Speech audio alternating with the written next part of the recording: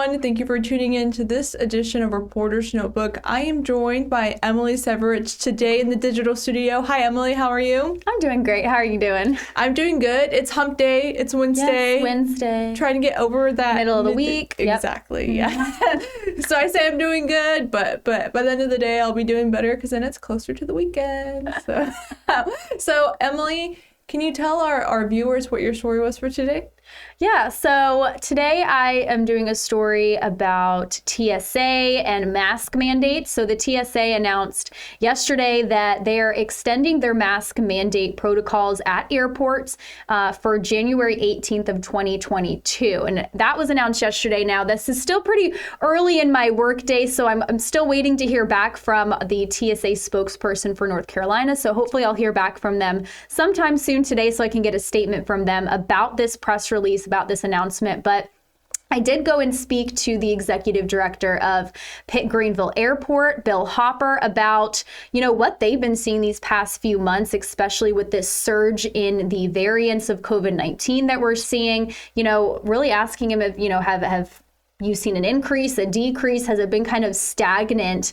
The amount of people, the amount of traffic you're seeing at the airport. And he's telling me that basically, they've had to, they've lost a few airlines, lost a few planes throughout the pandemic. So they don't have as many airlines flying out of Pitt Greenville Airport, but they do pretty much have the same number of people throughout the whole pandemic that they've been seeing. It's a pretty steady number. So not too big of changes there, but they do say that they're going to be sticking, of course, to the TSA guidelines and following through with whatever protocols that they give out. And Emily, I don't know if you've traveled through, you've traveled with through a plane within the past couple months while Yes. we've had the pandemic, and I know having masks at the airport on the plane, sometimes there are those questions that raise around, like how effective are masks when when you sit down and you take off your mask to eat, and we're still following the CDC guidelines in terms of masks and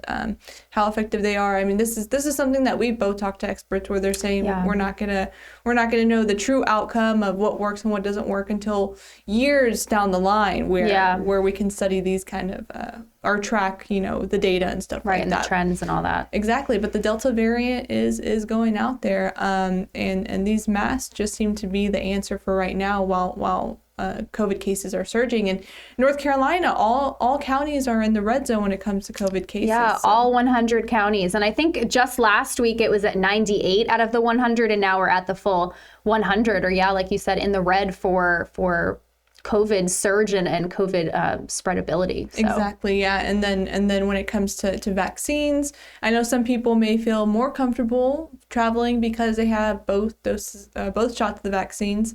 I have family members who weren't traveling at all, and then after they got both shots of the vaccines, they felt comfortable, they felt safe to travel.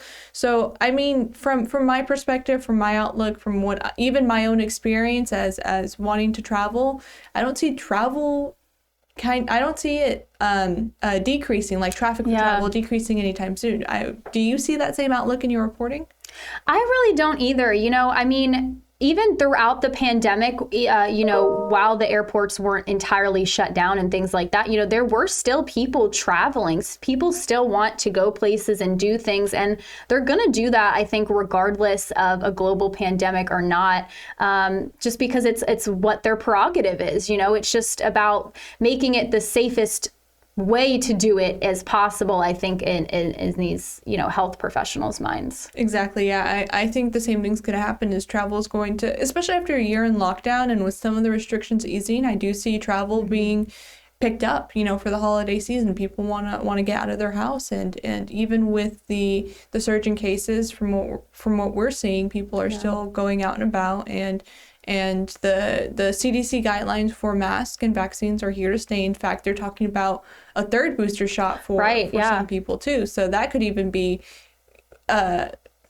push for people to continue living their everyday lives if they know they have this third booster shot vaccine to rely on. And I know immunocompromised people, they approved. Yes, they're eligible right now. Exactly. But of course, I'm sure that in, months down the line, maybe by 2022, we'll see that eligibility be extended towards people who aren't, immunocompromised or don't have a medical condition that makes it harder for them to build up that immunity with these vaccines. So, so many possibilities in the next year and the next couple months. We just have to, buckle down and listen to what, our health advisors are telling us to do and just try to keep making it through this pandemic. All right. Yeah, I completely agree, Emily. We are living in interesting times, and the only way that we can move forward is just to take it day by day and see and do our part, really. Yeah. So Emily, thank you so much for joining me on this edition of Reporter's Notebook. You can find Emily's story in the online originals tab at WNCT.com, along with many other stories from our digital reporters, where you can get deeper looks into the stories that we do every single day. So Emily, thank you, and I will end this edition of Reporter's Notebook so you can meet your deadline. Bye, everyone.